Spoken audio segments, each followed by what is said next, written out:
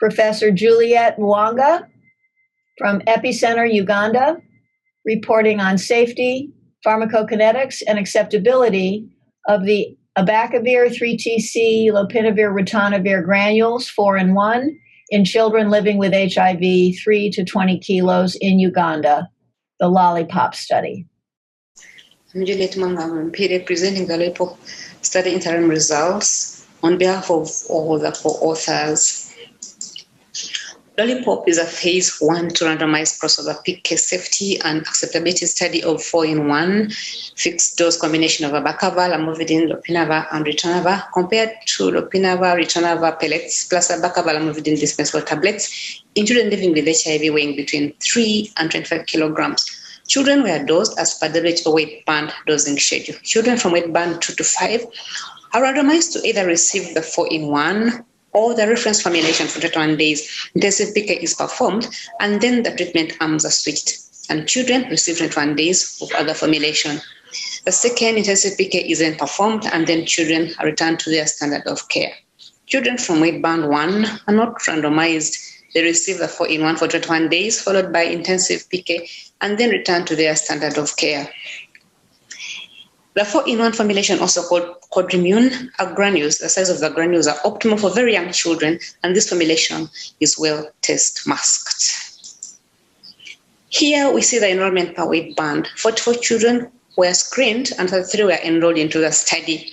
Of these, 4 patients were in weight band 1 and 29 in the highest weight band, 15 of who were enrolled into the 4-in-1 first, while 14 were assigned to the reference formulation first.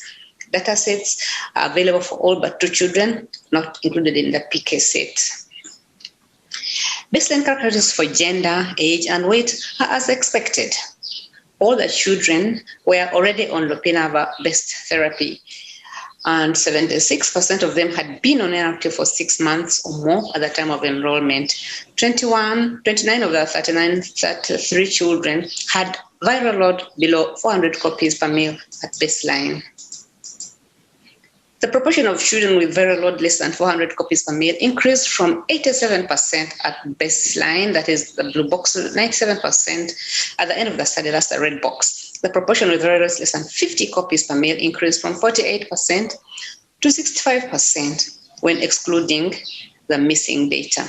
The median change in CD4 cell count was only around 30, and on average, there was no change in CD4 percentage. In terms of safety, 101 treatment-emergent adverse events were reported. 96 were mild, 4 moderate, and 1 severe. None led to treatment discontinuation. 1 was serious bronchopneumonia, which started while on reference formulation. The most common adverse event were vomiting, 52% of the episodes, and all treatment-related adverse events were of grade 1. Here we see the PK results for abacavir. The blue curve shows abacavir in the 4-in-1, and the red curve shows abacavir in the reference formulation. These 2 exposure curves overlap nicely. The area under the curve target was extracted from the arrow study and the abacavir package insert. The geometric mean ratio for area under the curve is 49%. The Cmax geometric mean ratio for abacavir is 24% lower. The bioequivalence criteria were met for abacavir area under the curve. Here we see the PK results for 3TC. As before, the blue curve shows the 3TC in the 4-in-1, and the red curve shows the 3TC in that reference formulation. The geometric mean ratio of 4-in-1 for area under the curve is 82%, and the Cmax is 69%. Neither area under the curve nor Cmax met bioequivalence criteria, but were comparable to historical exposures in adults and children. Interestingly, 3TC exposure with 4-in-1 were closer to historical values. Here we see the PK results for lopinavir in the 4-in-1 and in the reference formulation. The GMR area under the curve was 12% lower with the 4-in-1, and lower confidence interval lay outside the bioequivalence range. The lopinavir Cmax geometric mean ratio was 17% lower. Absorption of lopinavir was slower with the 4-in-1. Overall, the lopinavir exposure was comparable to historical data in adults, and exposure with the 4-in-1 were closer than those with the reference formulation. 2 of the 4 children with weight band 1 and 1 child in weight band 4 had C12 below 1,000 nanograms. Weight band 1 includes a heterogeneous population of children, and we are currently gathering more data in this weight band. If we look at the characteristics of the weight band 1 children, the first 2 had with a low exposure are aged less than 5 months at the start of the study and presented either with comorbidities or suspicion of prematurity. The 2 other children, aged 8 months, had a very low weight at screening with severe malnutrition. All children gained weight in 21 days, and their virological suppression improved on treatment. Food did not appear to impact on exposure. Here we see the exposure of lopinavir by formulation according to the expected upper and lower target exposure stratified by weight band.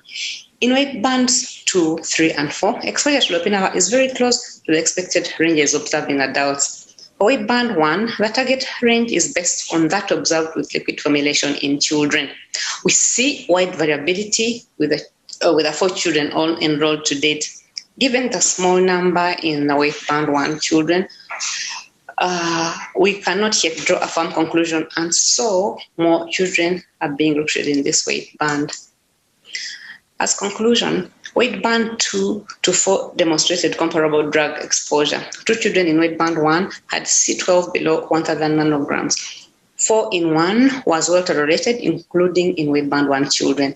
97% of children were virologically suppressed at the end of the study. Children in weight band 1 had a decline in viral load after 21 days of exposure. The study is ongoing and final results will be available. And details about acceptability of this new 4-in-1 formulation are presented during this conference. We thank children and caregivers who participated in the LOLIPOP study in Uganda, as well as all study staff, partners, and the sponsors. We thank Unitaid for their support and thank you all for listening.